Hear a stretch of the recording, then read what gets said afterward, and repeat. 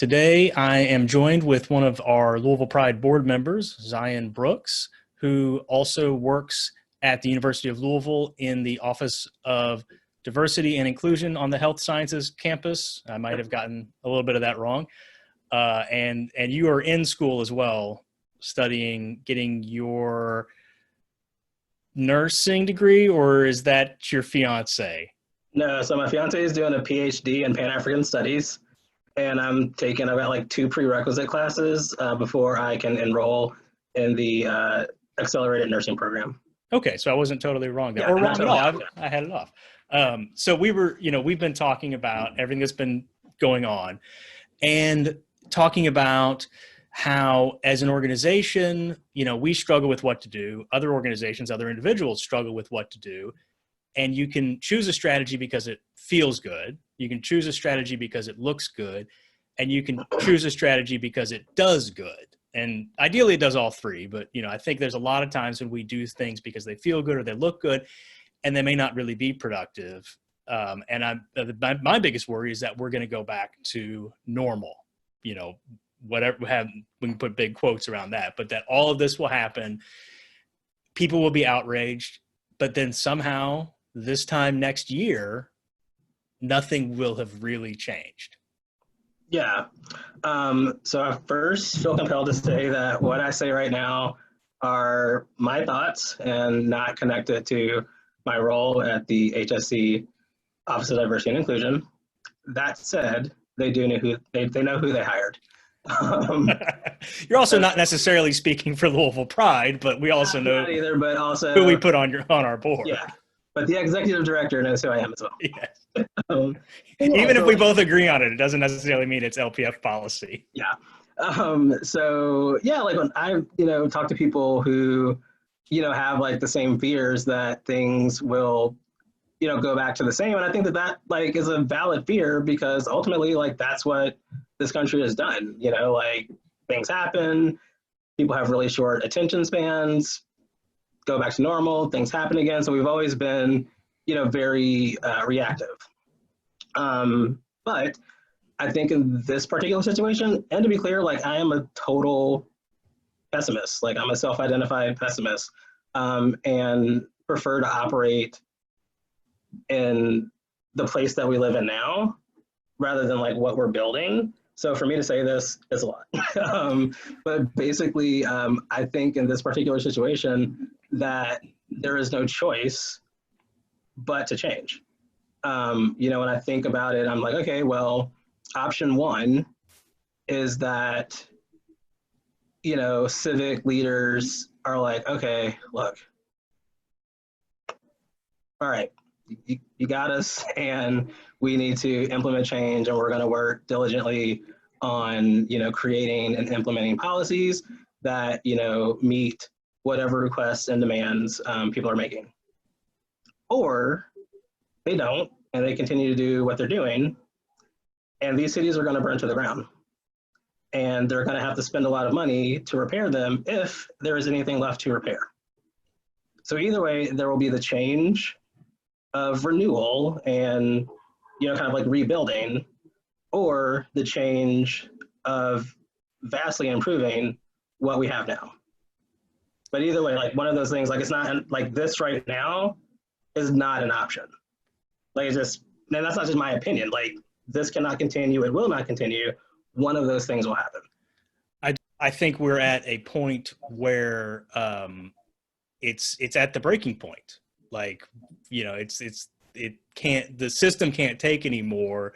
And, our national leadership is so unwilling to compromise that it's going right to the extreme. There's no co-opting. There's not going to be a solution that's going to come down from the federal government that'll be good enough to sort of pacify people, which you might get in a different administration.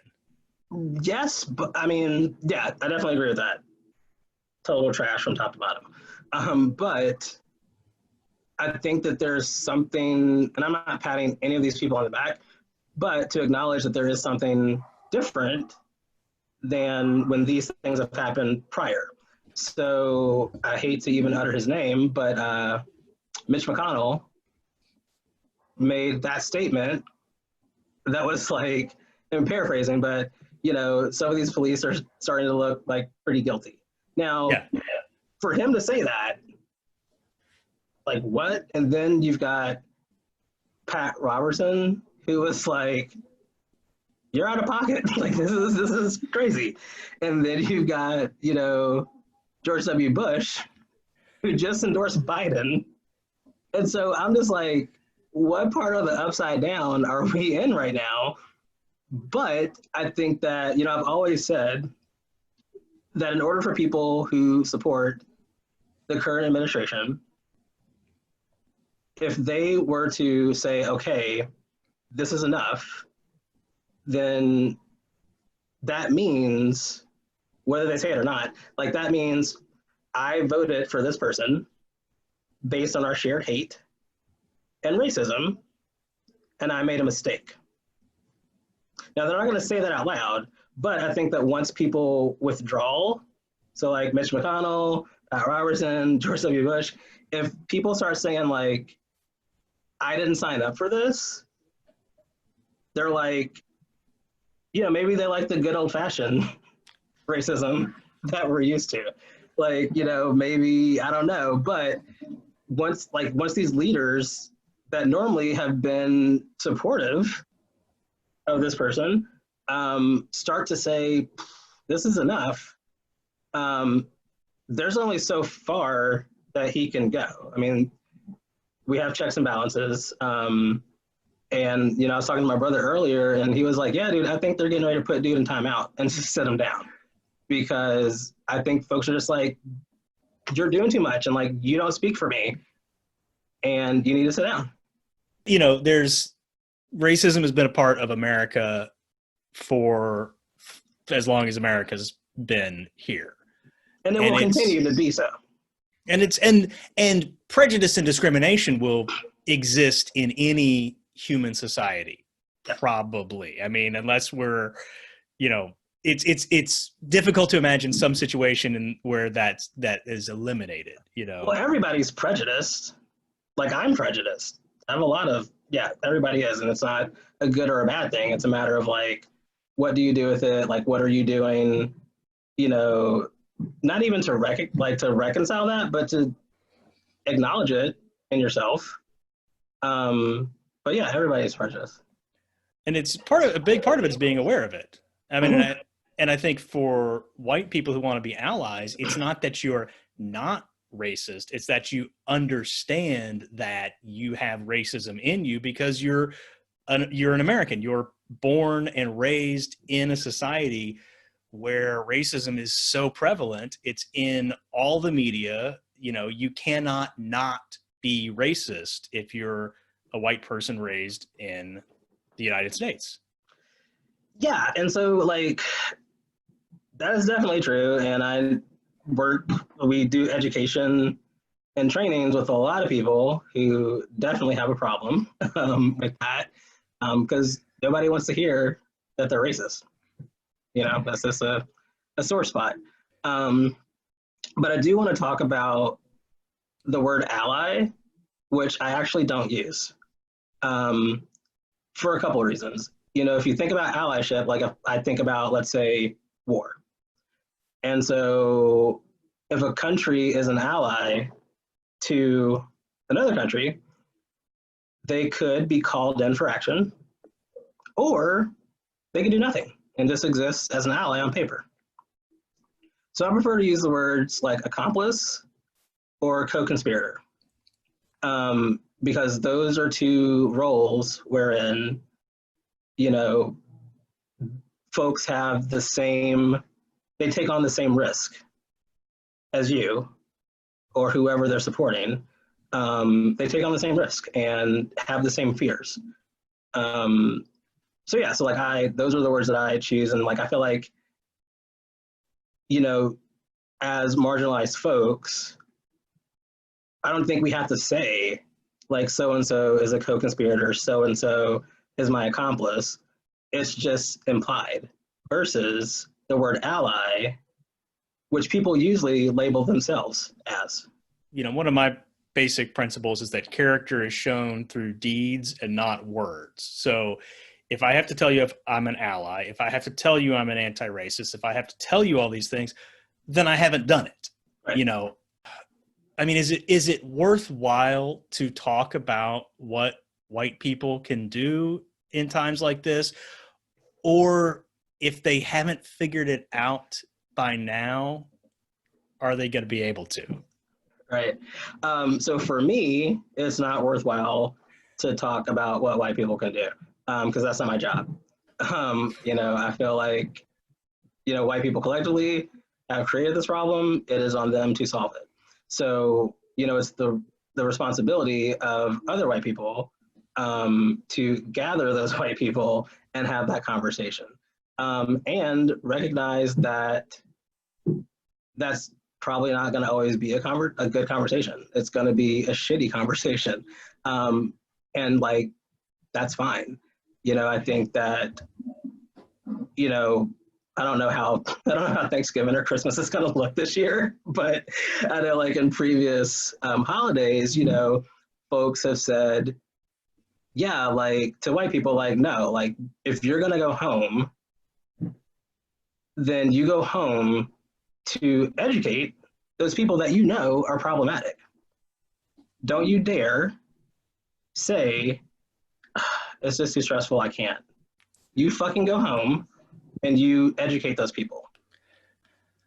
Yeah, and it might take like years. Like, I don't know, you go home every year. If you go home every 2 years, like and it doesn't matter. Like, yes, people are going to be uncomfortable. So it's like, if you go to your Mima's birthday, it's like, yeah, girl, like, I am so happy that you're 102, but you're racist. What you just said was racist, or what you just said was inappropriate. Will that really like bring down the party? Yeah. But so be it. With discomfort comes learning. I think sometimes there's also the possibility of, planting some seeds with these people if, you have a relationship with that, like, you don't, I think there's this, people want to cut people out of their lives. Mm-hmm. I'm not going to talk to my Mima because she's racist. Right. And it's like, you don't have to yell in her face and cuss at her, but push, right. Call it out, redirect it, and maybe you get a baby step. I mean, you're not going to take somebody from a place of overt racism to being a co-conspirator, right, overnight. Yeah, like if they can just like check their privilege, yeah, like definitely read the room. But I will say this, like, I think that this is something that, LGBTQ folks do all the time when they, come out or otherwise, are more comfortable with letting folks know their personal information, which is, we generally prepare ourselves to be let down. And I know for me, like, I prepared myself to have to cut off my family. So as a personal story, because sometimes that is the option. So, regardless of how much, I appreciate what my family has done and raising me and all that stuff, I don't talk to my mom's brothers and sisters. And I didn't just ghost them, because if you ghost, then you're not clear about the actions and the behaviors that gave the consequence of you ghosting. So you don't have to say it to them out loud, but consider writing a letter. And that's what I did. Like, I wrote a letter. It was short and to the point, and it was like, bam, bam, bam. In conclusion, because of your behaviors and your choices, we will not be speaking anymore. And, like, again, like, that's sometimes what you have to do. Now, later on, is there the possibility of reconnecting? For some people, yes. And it just depends on what kind of person you are. For me, no. But if you are the kind of person that is open to reconnecting with them, like after taking a break, which people need breaks, then okay, like reconnect with them and see where they're at. Because sometimes, you know, absence makes the heart grow fonder. And I also think that it, you know, like improves people's ability to think and to reflect. Just thinking about, you know, how about these tough conversations with people. I think, you know, racism, sexism are so entwined in America and our culture that they become part of somebody's identity.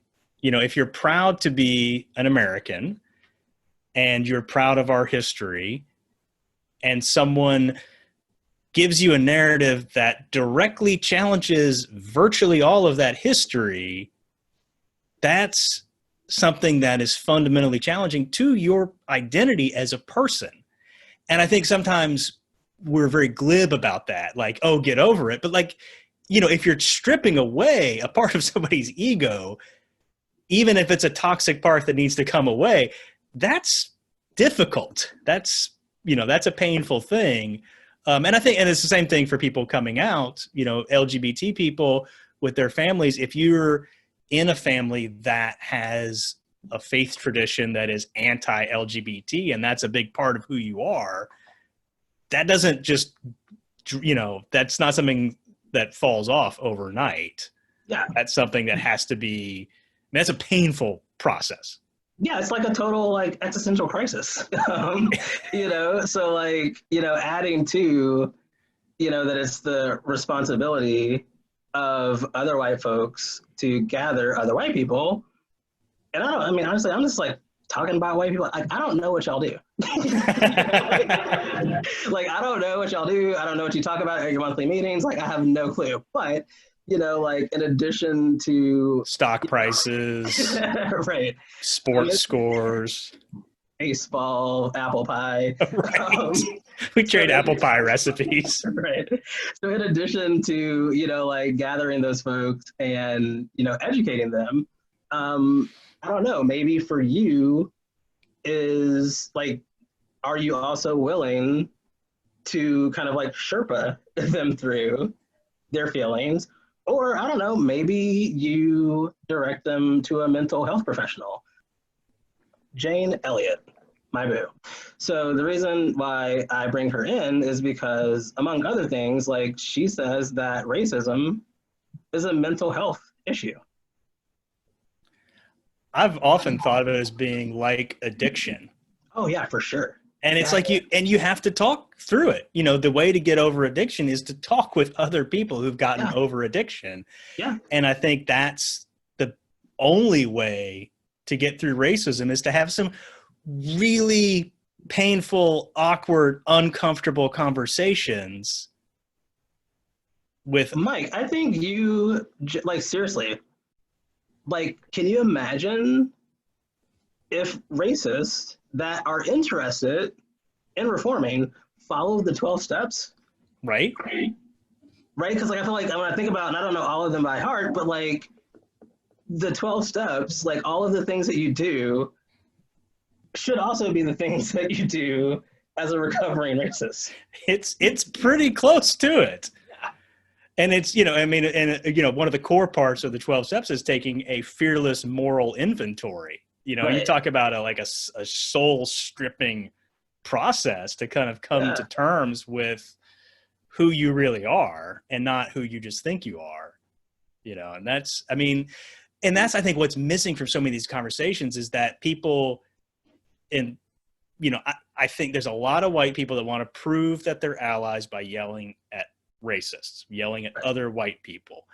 And that's, there's a place for yelling, but that's not what changes people. No. You know, what changes people is convincing them that you are somebody they can trust to have these conversations, you know, to share their feelings, and you'll help them work through those and not just, you know, denounce them. Yeah, because like you can't just open that can of worms, which is why I suggest, writing a letter, whether or not you send that letter or whether or not like that's just a letter to kind of gather your own thoughts. But like, yeah, you don't just like pop open that can of worms. You're like, sucks to be you, bro. In those types of situations, like, I've definitely had to write some hard letters to, actually, they weren't hard, they were easy for me, but hard to read. Right, some letters that were definitely hard to read, fun for me to write. But even though, like I started with being like, yeah, here are the issues, here's what you've done, this is unacceptable, yada, yada, yada. And here are some resources that can help you work through that. I didn't want to just like open up this Pandora's box and then just be like, all right, you fix it. Because if they could have fixed it, you wouldn't be having that conversation.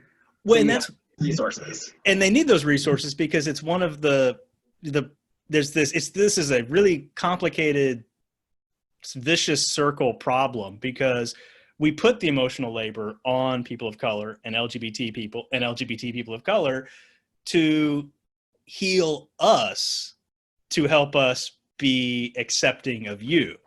Yeah. And that's a lot of freaking work, and it's all work that you do and not me or, whoever we're talking about. Yeah. Before I respond to that, I do want to say, I truly think that we are on something with 12 steps and recovering racism. We should work on that. And I also want to say, people, y'all heard it here first. Don't be mean and try to take our idea. Hey, that's the 12 steps are given freely, right? Really, but as far as like how we're going to use it with racism, don't perpetrate. I had this idea a long time ago, and I pitched it to Ann Braden, and she's like, I don't know, I'm wary of these white people only anti-racist groups. That's a valid concern, like to be worried about that. And I think those spaces are necessary because, like you said, it's like I personally like stopped doing that a while ago. I used to do like a lot of like LGBT 101 talks and yada yada. I won't do it. Even in the context of my job, I've made it very clear, like, no, I will not be on your panel. No, like I'm not gonna, like, there's a lot of things that I just don't do because I'm like, yeah, that's like, that falls within the scope of my work, but that like falls outside of the scope of like what I do, like as a human being. Mm-hmm. So yeah, like I think there should be those spaces so that that those kind of conversations can happen. So I just finished this doula training, and so it was me and 10 other people. I was the only masculine and center person in the group. There were other, Black folks and people of color, but there were also white women. And, as we know, like the area of doing doula work is incredibly white, which is interesting because it's rooted in like Blackness. You're assuming a lot more knowledge on my part about the history of doula work than already exists. Primarily white these days. Same thing with midwifery. And both of those things are rooted in Black culture, sans, certification or whatever, like people just did it. Slaves did it. So in this group, I think it was on a Saturday, we did 3-day training, Saturday. This one woman was like, and let me just be clear, like I'm gonna paint the picture. White, she had dreadlocks, they were wrapped up. And so, this is where like, she was just like, I just want to like acknowledge. I started telling my friend that she like started cracking up laughing. Like, I support whoop-de-whoop and whatever. And then she was like, sorry, I'm a crier. And I was like, no surprise. But then this other woman was like, I'm so glad that you said something. Other white woman, I'm so glad you said something. Me too. A bunch of stuff that I don't remember. And I'm also a crier. But our facilitator, like our teacher, who I would say, I don't know if she identifies as such, but she definitely acted as an anti-racist in that moment. And, she was like, and they were just like, what can we do? Yada, yada. So she was like, okay, so like, First, don't you dare ask people of color what you can do to help. And there are tons of resources that are going around right now, specifically about what white people can do to help. I will post them in the chat box. And then she moved on, so I think it's like, in those situations, like, that's necessary.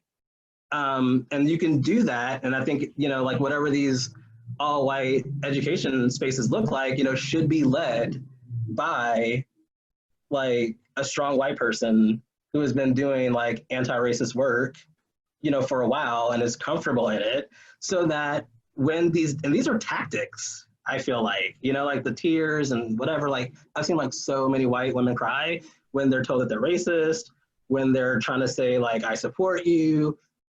I mean, I don't know, just like so many tears. But like in those moments when that white person can be like, shut it down. Like, we're gonna talk about this, but also like, I'm not gonna acknowledge your tears. Like, I'm not gonna acknowledge these like feigned emotions or whatever. Yeah, just like shut it down and like keep it moving.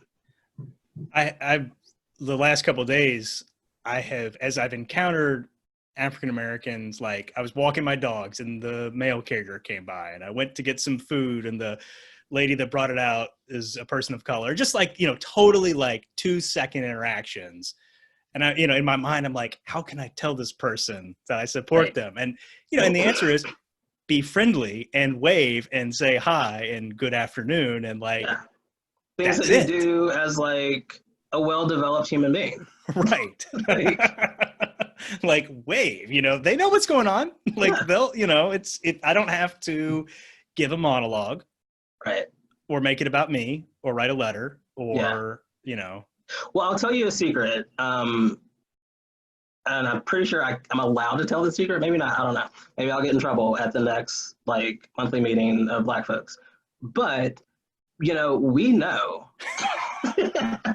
like, we know whether or not, and y'all ain't even got to open your mouths. Like, we know whether or not a white person is racist or otherwise problematic within seconds. It's actually way better than my gaydar, and it's definitely more fine-tuned than my transdar.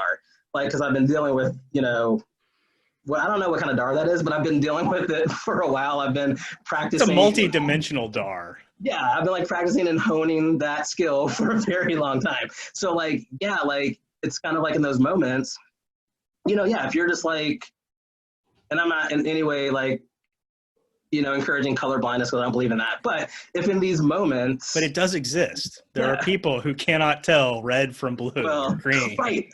No, I'm talking about the people that are like racist and say they're colorblind. And I'm just like, but how do you get dressed though? Like, right. You put together your outfits. Like, are you wearing mismatched socks? Like, what do you do? But, if you are in these situations, just being a decent human being, then we're probably not going to think much of it. But what you don't want is us thinking you're fucking racist. Like, we have a guy across the street that lives across the street, and I don't know this man. I don't know him, but I call him the racist across the street. And I base that on a lot of things like visual observations, mostly. And also my spirit is telling me that's a racist across the street. Now, like, I don't know. Like, I don't know how like active he is in his racism. Like, I don't know. But I definitely feel that like that is a belief, or that he holds some beliefs that I would disagree with regards to race. Like, that is certain.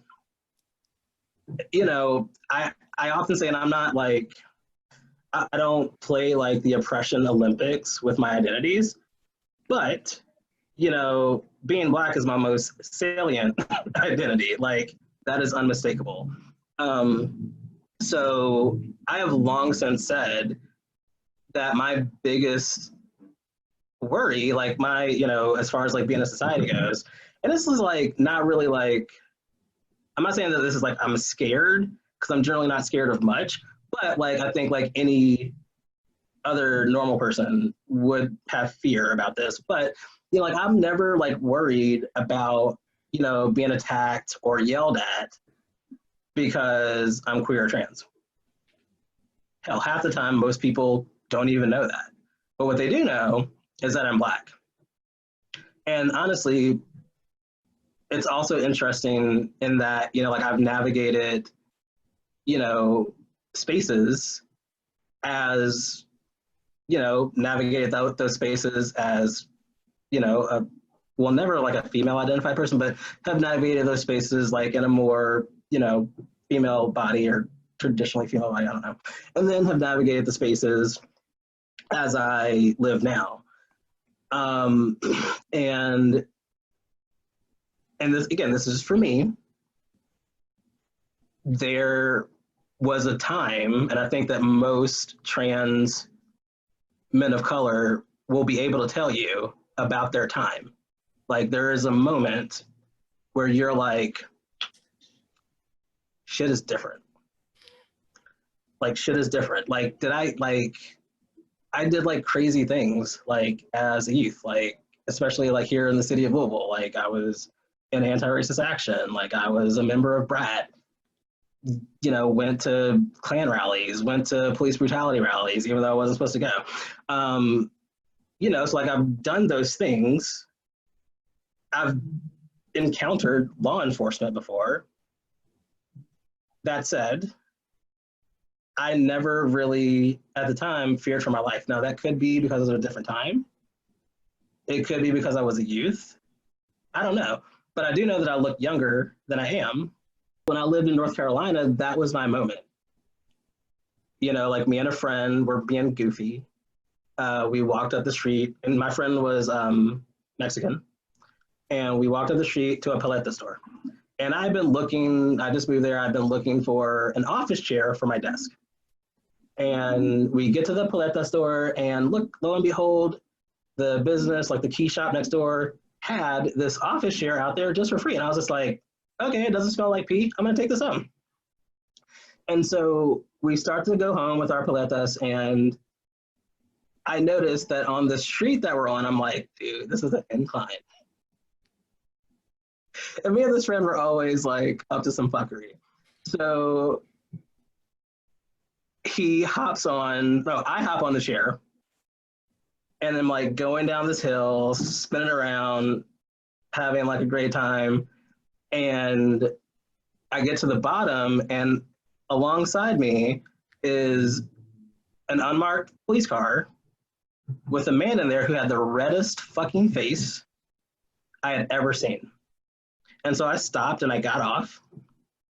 And the interaction that happened after that is like one of the only times in my life that I was like actually, well, one of the two times in my life that I was actually fearful for my life. Yeah, he was not, I'm not going to belabor the point. He was not fucking nice. He didn't put hands on me, but those like that, I recognize that situation could have been totally different. You know, especially because like I'm me, you know, I was raised that I could say anything that I wanted to say so long as I say it respectfully, and I did. I also, you know, advocate for myself, and you know, had to make it very clear. Like I was like, yeah, you caught me. I was being ridiculous. You know, but ultimately had to get to the point where I just had to like put some more bass in my voice and be like, excuse me, I am grown. I pay taxes. I do not appreciate the way that you're talking to me right now. So I let him finish his shit. And then I was like, I need your name and your badge number. And I got that. And like, before I got home, I was on my phone calling the number to report him. And to my surprise, I got a call back. And they asked me like, well, what would you like to see done? And I was just like, I don't know. I would like for this motherfucker to not murder somebody someday. Like, you know, so like do whatever it is you need to do to ensure that he doesn't murder someone someday. Cause like he's wound really fucking tight. And like when I think about that, like that's my moment. Like that is when I was like, okay, I am a Black man in these United States of America. And I'm not saying by any means that Black women do not have the same struggles. This is just, these are just my experience. There's one thing in reaction to that is that's one of the really key reasons why a civilian review board is important, which is one of the things people have been talking about and which allegedly is going to come out of this in Louisville. We've been talking about that for a very long time. Yes. Since I was like 16 or 17.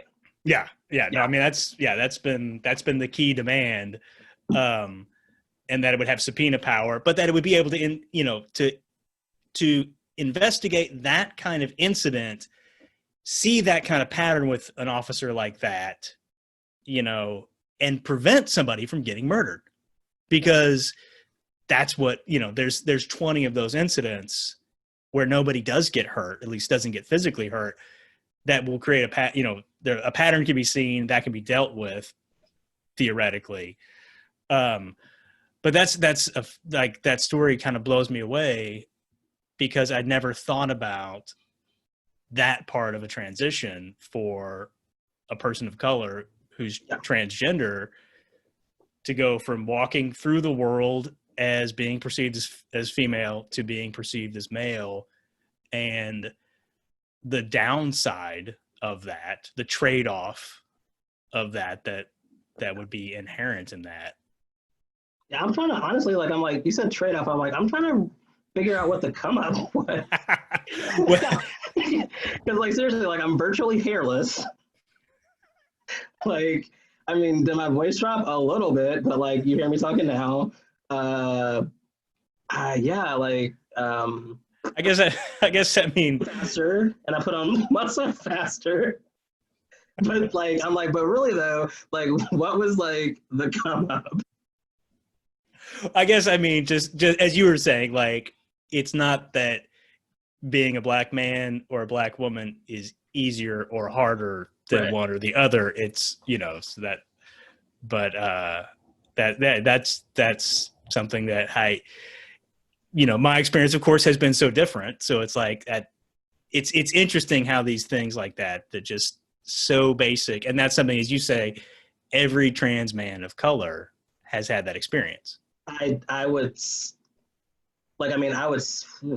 be surprised if even one of them didn't. Yeah. No, that makes sense. And wow. That just kind of